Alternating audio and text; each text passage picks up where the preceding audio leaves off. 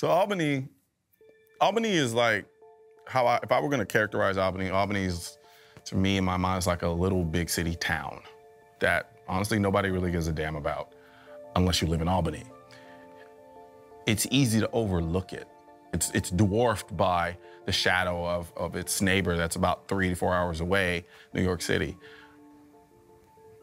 With Albany, you're dealing with essentially a community of people, even though it is a city, but a community of people who they deal with a lot of the same issues that big cities deal with, but without the same level of resources, without the same level of aid or help, without the infrastructure in place to deal with some of these things. So some of these issues are allowed to run amok.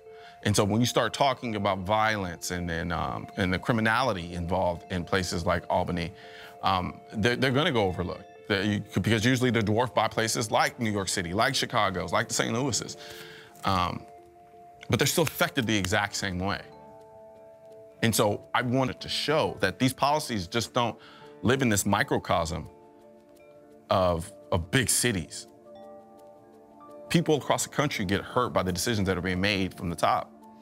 And when you don't or you can't hold your representatives accountable for the state of your community, it becomes a problem.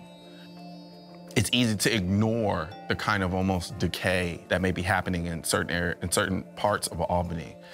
And a lot of it, I feel, is more or less due to neglect on the part of the representatives.